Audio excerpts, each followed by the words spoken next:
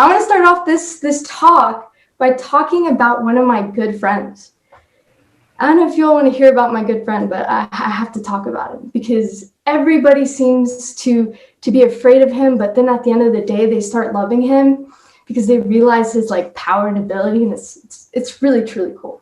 Okay, so this friend of mine, he's an interesting guy. He's an interesting guy. So he actually called me a few days ago, and oh boy, every time I don't pick up the phone, he just keeps on calling. He keeps on calling, and I'm like, okay, I got to pick up the phone or else he's not going to stop calling. And so every time I see this guy on campus or I get a phone call from him, I'm always a little bit fearful. Like, okay, oh gosh, he's calling me again. I got to pick up. I got to accept it. I got to move forward with him to best be able to move forward with myself. And so before I give you all the name of my friend, because it's a safe space, I'm going to share who he is with you, but you have to promise that you won't tell anyone.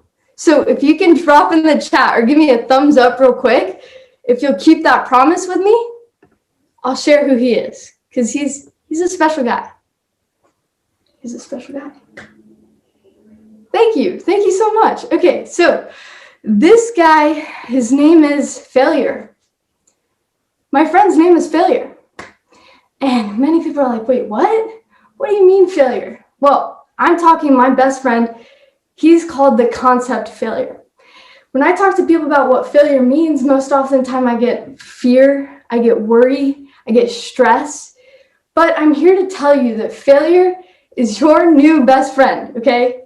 Moving forward from this conference, I want you all to know that failure is not a bad thing. He's a good guy. He's a good guy. And when you deal with him correctly, you'll actually enjoy seeing him every now and then. And so when I say failure is your best friend, failure also means that it's success, okay? And so when I say failure equals success, I always get that one kid. That goes, failure is success? Okay, I'm gonna go fail my test. I'll be right back. No. Please don't fail your test. I condemn failing tests on purpose, okay? I'm here to tell you that failure equals success when intentions, attempts, and efforts are fully exhausted. So back to that test example. I don't want you to fail a test, but I want you to know that it's okay to fail a test if you've exhausted all your efforts and attempts to study as much as you can for that test. Because what happens is when you fail that test, you're able to sit back, reflect, and move forward and adapt your ways of studying, of time managing, etc. Okay, so now you all know failure is success only when your intentions, attempts, and efforts are best exhausted. But then I get the question, okay, so you described failure, and before I tell you what success means, I'm going to give you all a quick anecdote. So I mentioned to you all when I introduced my friend Failure is that he called me a few days ago, merely just about a week ago, actually, on this day today. So I started 2021 off with a call from my good friend Failure. And in this safe space, I'll let you know that I've cried every single day for the past week regarding this failure call. And I was like, okay, I've been working months on this project, this initiative that I've been doing, months during a pandemic. So this was my baby. And 12 days before the project and initiative happened, it fell out. I was completely heart-shattered. I've been heart-shattered for the past few days. But I realized that when we accept failure and allow it to recenter ourselves and our visions, that we're actually growing in really, really beautiful ways, and we're making ourselves stronger internally. Okay, that's my anecdote right there. So failure equals success. Now, success, it's a great, great word. And most of the time, society has it defined for us. So before I move forward, I want to ask you all the question, how do you define success for yourself? I'm going to give you all a minute or two in the chat to drop how you define success for yourself. Because every time I meet someone new and I'm getting to know them, I always ask this question because it really gives me an insight into how people Wow, perfect. And into how people view themselves and view their environments. So, all right, I got to find happiness, contentment, being able to prove people wrong, learning to be happy, success, the delta of past and present, satisfaction when you've tried your best, when we learn from our failures, achievement. Wow, you all are, I love it. Keep on dropping how you all define success for yourselves. This is beautiful. Okay, so leaving a mark, being satisfied and happy. So I'm getting a lot of happiness and satisfaction, accomplishing an aim, just pure happiness, accomplishing your goal. When you reach your goals, live out yourself and keep seeking a better life for yourself. Okay, this is awesome. So I always love asking this question, like I said, because it gives me an insight into who you are as people. And so when I tell people success is your definition, so society has a definition of success that we know about, right? So society has a definition of success where it's materialistic, it's superficial. It's things like, oh, having this amount of money, right? Or wearing the best brands, wearing the best kind of clothing. But when you define success for yourself internally, you steer away from the status quo, right? So when you start to pull away and gear into your inner self, that creates a lot of dissonance internally. So I think, okay, this is what success means to me, but society has defined success already. I feel so tied. I feel so much dissonance between that. But when you realize and believe your own definition of success, the definitions you've provided in that chat, which from what I see, doesn't have money, doesn't have appearance, you turn that dissonance into power that you utilize within yourself. So my best piece of advice for you with success is to define it for yourself always. Awesome. Okay. And to wrap off the failure equals success, I always tell people this quote because this quote gets me up in the morning. Every time I feel like gravity's at its heaviest, like, when you wake up in the morning and you feel like gravity's like 1,000% stronger than it usually is because you can't get up. You just have no bit of motivation in you to get up. This quote, this thought gets me up every single morning or whenever I'm not feeling good or don't want to study, etc. So this is exactly what it is. So it's going to turn a little morbid. So when you're about to die, the you could have been comes up to you. Okay, so I'm about to die. The person I could have been comes up to me and says, this is the you could have been.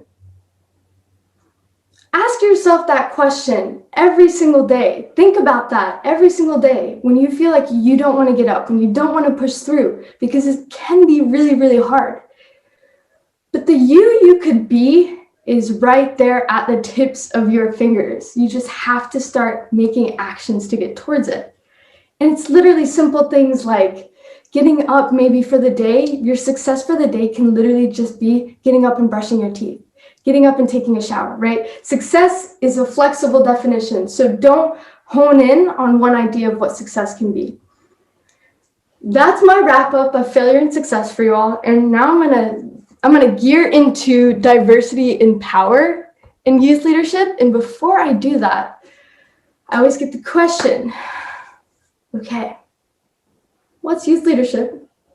What's leadership? Like, what's the point of the youth part? Well, in my work, in my studies, and everything I do, I always choose youth leadership, and here's why.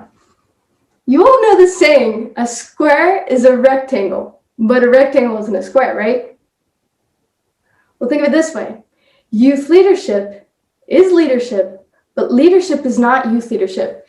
And here's why. What I believe makes youth leadership stick out to just normal leadership is the fact that youth leadership, the youth, it's the fact that you all on this conference right now, you all are contagious. Everything you do is so influenceable. So I don't even know if influenceable is a word. You all have a lot of influence here. You're contagious. And so when you see movements like the climate change movement with Greta, when you see movements in America, like March for Our Lives, for example, you see those movements pushed by youth because you all are so contagious. And normal leadership doesn't really have that ability. And so that's the discrepancy between those two before I move forward with diversity and power. Okay, so what's diversity? Before I tell you what diversity means, I want you all to drop in the chat real quick. What do you think diversity means? Let's see. Let's see what you all think. Variety.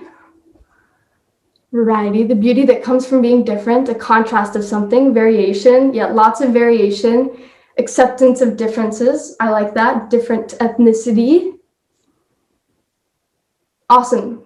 So we're getting a lot of variety, variation. Okay, so many times when I ask people what diversity means, I usually get thoughts like this. Diversity means different race. Diversity means different ethnicity. Diversity means different religion, different sex, different gender, different sexual orientation. The list can go on and on. However, I want to take you all on like a little helicopter ride and zoom out just a bit more. Diversity is such a limitless concept. It's literally anything and everything around you. It's not only different race, ethnicity, religion, sex, etc., but it's also different approaches. It's different perspectives. It's different beliefs, and so on. So, for example, yes, things like race, ethnicity allow for those approaches and perspectives to be far more sought out and different. But so if you're to have a group of people of the same ethnicity, there can still be diversity in thoughts and perspectives and approaches. So diversity is inherently what you see in the community when you're able to accept that you have your own experiences and others have their own experiences. Okay, so that's diversity. And now I want to steer into power in diversity, which is in leadership as general leadership, not just youth leadership. So power can be a good and bad thing. We've all seen this across the world. I personally can say our America's not doing the greatest with leadership and the ability to use power. Power can be a good thing and power can be a bad thing. And so I'm going to focus right now on the bad. I know I'm sorry, but we already know about the good. We already know about how power can be good in leadership. But bad is so important because it can be extremely detrimental to a society and to an individual as well. So to do so, I'm going to give you all the example of bias. Okay, so we all have some sort of biases. We develop biases when we have our own experiences. Some of it's even genetic to some extent, but a lot of our biases are developed throughout experiences. So when we experience something, all right, we develop a bias. That bias becomes both subconscious and conscious as well. Okay, so we have bias. However, let's throw in power in there in a bad way, okay? So we have power and bias in a bad way. Okay, so when I abuse power in that bias, and let's say that bias is towards a race, when I abuse that power on the opposing group that I have that bias against, whatever it may be, subconscious or conscious bias, then I get an ism. So I abuse that power on my bias on race, we get racism. I abuse that power on the opposing group that might be an age difference, that's ageism. I abuse that power on an opposing group that's a different sex, that's sexism. So the isms go on and on. So the abuse of power, when you have a bias, subconscious or conscious, and you abuse that power to an opposing group, you get your isms. So we know the isms are very, very, very dangerous in societies. And they cause a lot of pain and problems. And so the idea I like to say is power can turn something that isn't real into something that is real.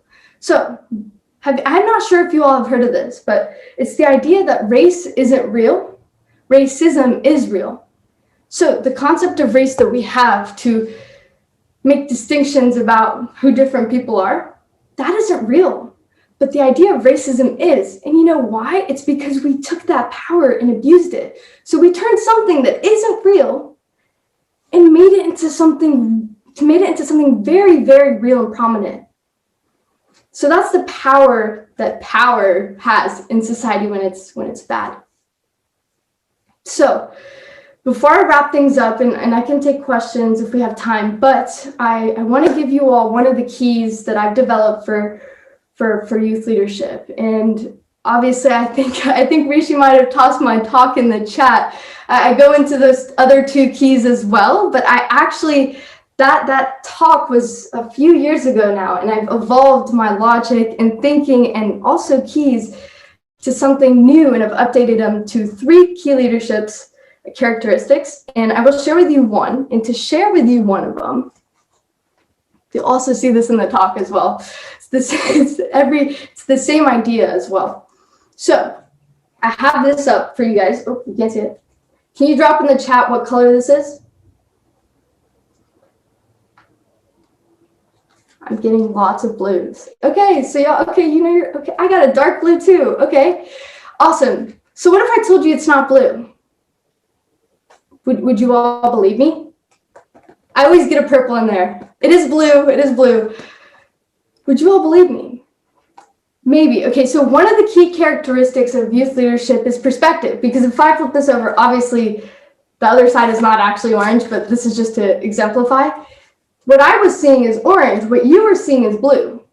But this is why perspective is incredibly important, because perspective requires a foundational group of characteristics, just like the 2 other key characteristics do as well. So what do I mean by that? So to achieve perspective, you need to have established characteristics like flexibility, self-awareness, to be able to understand your own beliefs before you can even attempt to understand someone else's. You need to have things like empathy, respect, to be able to be in a conversation and be respectful with someone when sharing their perspective, and to have an open mind. So to have these baseline characteristics helps you reach perspective, which is one of the key characteristics to youth leadership that I have come to study and develop.